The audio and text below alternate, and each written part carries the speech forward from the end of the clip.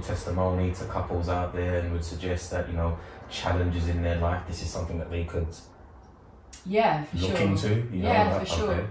Not obviously there's protocols, but putting it out there because that also leads to healing in families, because it's something else that I've been looking into, you know, as far as dealing with trauma, your personal trauma, your relationship with your, you know, your partners, as well as the, you know, your immediate, as well as wider families, and what role can psychedelics so what I've looked at more ultimately is the role psychedelics actually play in communities that live like that do have psychedelics as part of their everyday lifestyle, as part of the rites that, you know, the couples, the families do it together, particular communities, the drummers do it together, you know, they all the different communities, like, we're gonna have our time together under the influence to commune. And so I've seen how it's impacted and the lack of it we have here, and just where you fit with that. I think that families should do it. Like, I think it should start off in the home, like it should be sort of a rite of passage. You know, some communities have a rite, you know, Jewish people have bat mitzvahs, bar mitzvahs, like you're a man now, you're a woman now. You know, obviously it's just an event that happens, but, you know, mark your coming of age with a consciousness altering experience, I think is really useful. You know, I've got a friend of mine, and she is begging for her son to have a psychedelic experience because he just smokes weed. He's like, I'm not into all that psychedelic shit, but he'll smoke loads of weed. You know, that's all he wants to do. And, you know, she won't mind me saying, I'm not going to name who it is, but she won't mind me saying that he's a really angry young man, and she's just gone through hell with him. And I think a lot of people in London are kind of finding that with well, especially the county lines thing. That was the talk that happened last year, the County Psychedelics Change the Racist World Order, where she spoke about her son's involvement in county lines gang, and you've got a lot of angry young men who are probably in need of a psychedelic experience because they've lost their way, and you know, I've got adult friends who say that they've become who they are because they found psychedelics and they've stopped being angry young men, and they were like, whoa, okay, and it's put them back on the path. So I think, definitely doing it with families, and it's not just the teenagers. Being a teenager and adolescent is really freaking hard, as we know, we've both been there. But also getting older, I feel like we don't have elders in our community in a way. Like, we, in the modern Western world, you know, you'll go, oh, that old man, it's not, or the old woman, it's not. I don't think our elders are revered as much as they are in other cultures. And actually it really struck me in Aimee speech in, do you remember you put the event on was it in Hackney? And she said about the word crone being like a negative, having negative connotations, that it comes from the word crown, and like when you get your crown as a woman, you become the crone, and it's like, you know, you're proud and you're the elder of your community. And I was like, there's so many women, you know, older women who are, you know, they've gone through the menopause and they feel like lost, and what's my purpose now, what's my function, and they've never had this sort of ritual that's allowed them to get their crown. Some have, but many haven't, and especially women that are maybe divorced and they're alone, or they're widowed and they're in their 60s, 70s, because, you know, people are living a lot longer now, so 70 now isn't old. You know, my mum's 70 this year and you'd never think it. And, you know, what is it there, you know, she says to me, oh, you know, I just think, oh, is that what life is then? Is that it, kind of thing, you know? There's no ritual for us to go to process the milestones that we get to. You know, you've got teenagehood, then you've got, you know, parenthood, and then you go past that, and then what is there? And I feel that psychedelics are a tool that can help us through these milestones, basically. Yeah, for sure. Because we don't have anything otherwise, really. You know, you have rituals like weddings and funerals, but I feel like they're a bit. Do you feel like in modern Western culture, like our rituals are just a bit shit? So, like, in comparison to how flamboyant if you're looking at global ceremony and rituals and rites, and you see, like, you know, you go to Africa, Asia, and you see that's what the lifestyle is. There's nothing. you know, brushing your teeth is a ceremony, is a ritual. You know, there's everything is a rite, is a something that means something. So you're always clued in or tapped into yourself. You know, understand. Like I really appreciate the way they approach it.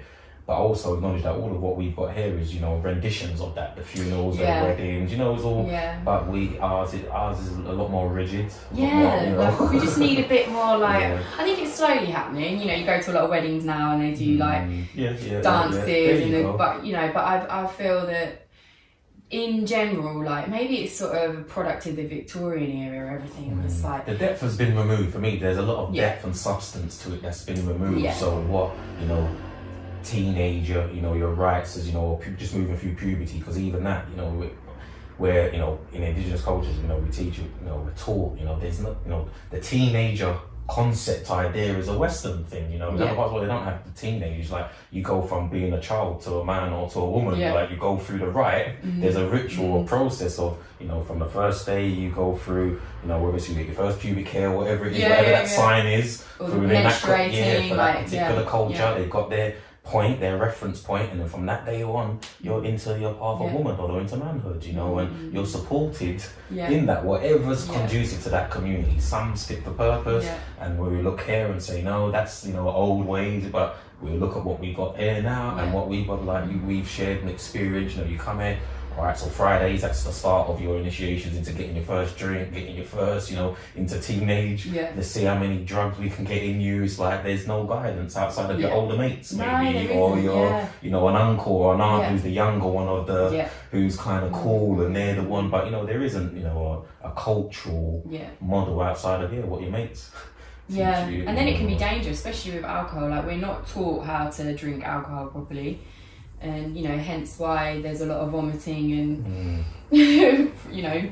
And ultimately down the line, depression, anxiety, you know, post-traumatic stress disorder. Having an unhealthy relationship with those things. For a whole lifetime. And then getting to your 40s, 50s, 60s and asking yourself, what was life about? Is this what it's all about?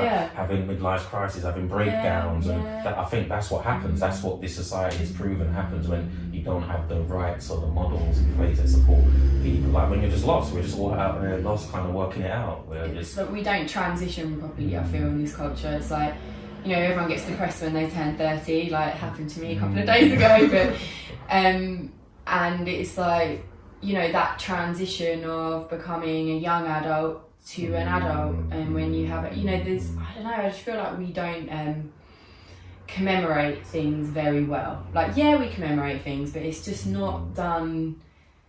You know, we don't have that spirit. You know, so many people say the West has lost their spirit, like, and that's maybe why a lot of cultural appropriation happens in terms of, because we don't have anything, you know. Well, I say because history suggests and shows that the people who had the spirit got killed off. Yeah, you know, history, you know, the people in power decided, well, we've got to get that out of the way. Yeah. And, you know, because this is the new model that we're working with, we're going to take some of that stuff, but as I said, because it is there, you know, the funeral rites, the weddings, all of that is coming from the same stuff that was, you know, suppressed and, you know, being, you know, pushed out, but nonetheless it's there, but it's not fit for purpose. And it's and then perhaps why people go to Peru, take ayahuasca and come back with feathers in their hair saying that they're now a shaman, and you're kind of not surprised really when that happens. But I'm here to share because I do it, and I'm sharing all the talks like, you know, the grass isn't always greener, it's on your doorstep. Yeah. You know, that's true. You just need to go to the right places. They're there. There's keepers of the information. It didn't kill every single witch. Yeah. You know?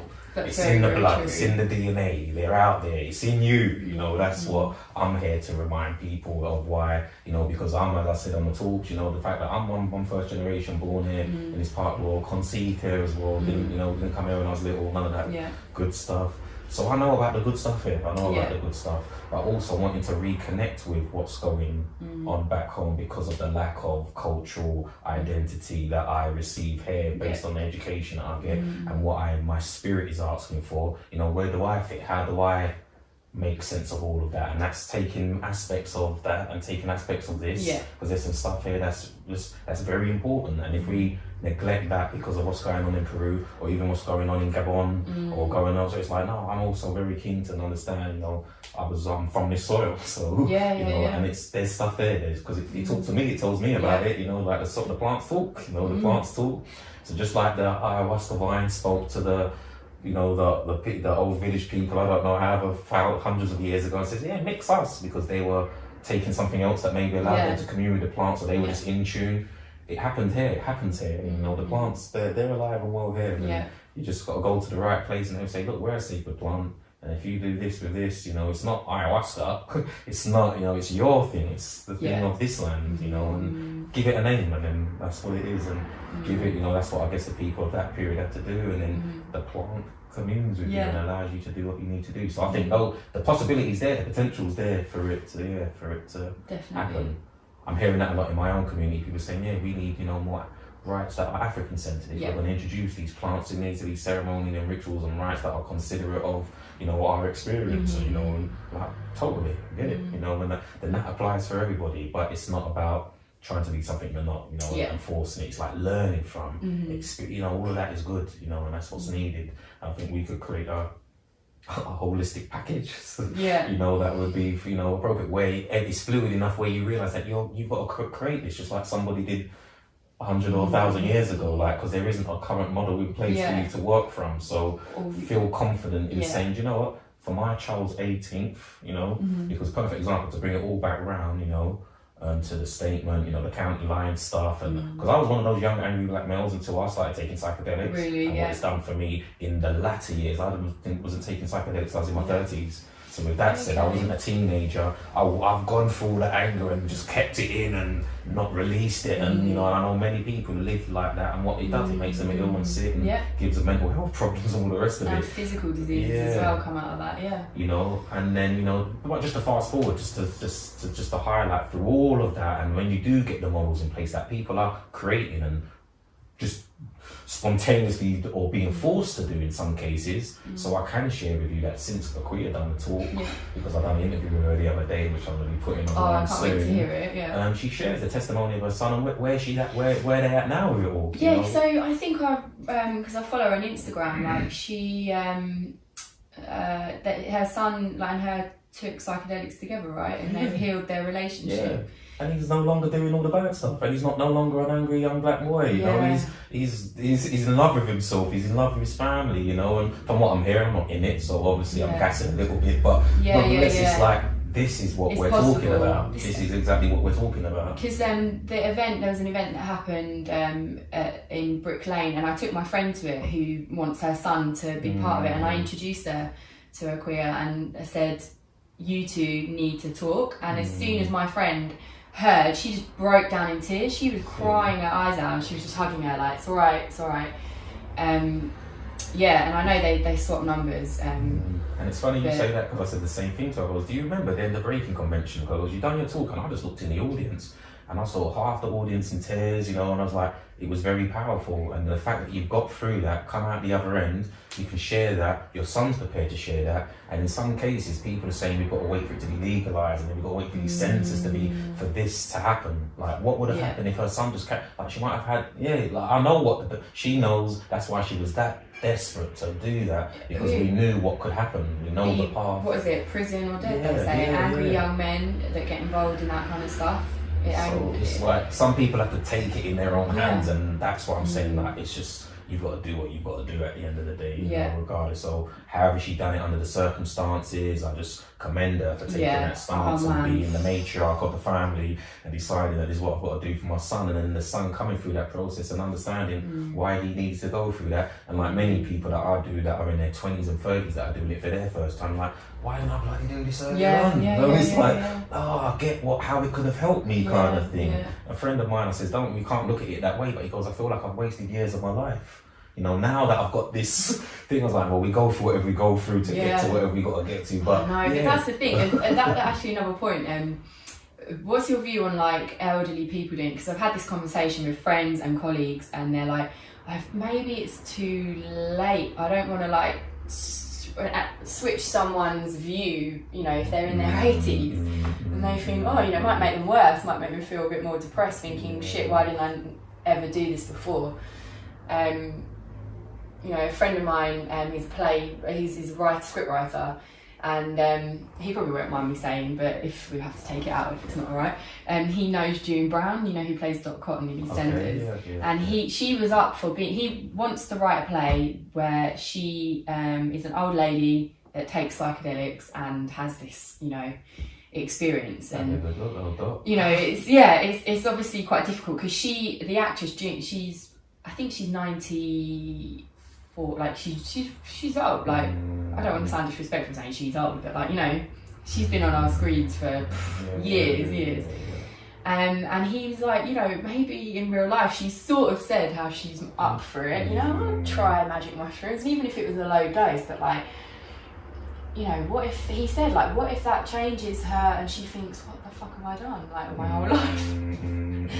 There is that. You know, what is it ethical to give really elderly members of our community psychedelics when they've never done them before? If they've done them before, I think, you know, but like, that's really controversial, isn't it? Yeah, my thing is, again, I would say the same thing again, given where you fit in. There's going to be some folks that get to that point and they'll be like, well, I've been so rich my whole life, I've done nothing, you know, I want to break out, fuck it, let me try it. Yeah. And they're going to be in a place and space to try it, and there's going to be some people who, you know, they're going to sit on their square and it's not for them, and you don't force it, you don't, because I think that's where you will get, you know, more critical, you know, challenges in the experience. But research suggests why they're working with cancer patients and why they're Robin and those guys at Imperial working with DMT and their death experiences and looking at how it all connects. And so there's something there. There's definitely that lets me know there's something there. And then when you go back to the stuff that I'm interested in, all the old indigenous ways of using it, like in some cases the rites of passages is that you die high. On your deathbed you're high, you know, like you're, you know, that's, you're moving into those spaces. So because it's the trip, it's the ultimate trip, it's the trip that you started when you came through and you've always been on, because in their school of thought, you know, you've never not had this thing in you, it's not been a part of you. So for me, to get through life and not have a psychedelic experience is like, I feel like you missed the point. Now that's how I really feel. Like I wouldn't have said that before. It's like each to his own, and you know, if you want to be like, no, this is actually based on what history and cultures, and it's like part of it's like drinking water, having food, you know, having sex. These are things that keep this thing going, and some people do, some people don't, but for the most part, it's not a taboo where you don't, you know, stay away from it in a whole lifetime. It's like no, and you know, like, so what's happened now that we get there? That's why I was super interested when I decided what, you know, public attitudes towards illicit substances in this culture, like how did we get here? How did we lose our spirit? How did we, you know, it should just be like a cup, you know, sitting down having a cup of tea, you know, not that a mushroom trip is like a cup of tea, but you know, something, you know, sit and having a spliff and I don't smoke cannabis. Cannabis definitely isn't for everyone, but I feel like there's some kind of substance out there that helps everyone to a certain degree, and arguably in different doses. Like Kalindi would have said, high doses, but other people maybe, you know, because don't mess around with the low doses, you need to go high. I just think just even doing it once, the amount of people that have said this changed their life, you know. So because I do want to start to wrap it up. We've been chatting for ages. And there's still a lot more.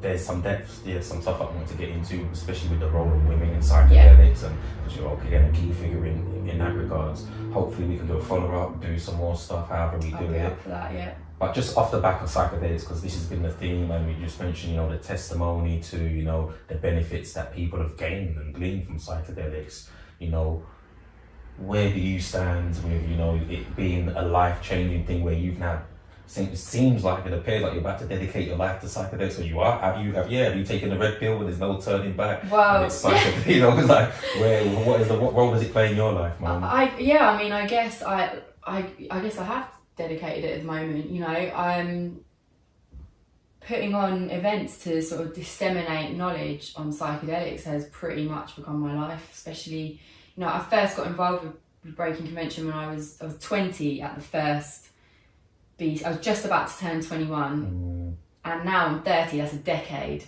And then, because they then asked me to come on the organisational committee after the second one. I presented at the second one, went along again. Then I came on in the third BC. I was part of the organisational committee. And yeah, since then I just really, felt it was like my calling to stemming from why is this not a part of our everyday culture, I guess, and it is, it's really nice seeing it more in the mainstream. You know, members of my family will be like, oh, I read this the other day in this magazine, or I saw this, and they're really interested, and I'm like, wow, it's happening. Please let it be, like, please let it continue this positive sort of road that we're on at the moment. And I think it's definitely a part of my life, and I aim to continue on this road. Good to know, good to hear. Thank you for joining me, us, the world, sharing what you're sharing. As I said, you've been an inspiration to me and the others I know. Just keep up the good work, keep banging on the policies and that type of stuff there, keep putting on the events. I think this is what's required in the here and now. Sooner or later more people will come around, man. And thank you, and likewise, your inspiration also, and you do amazing work too. So, thanks, thank you. Wicked. Peace.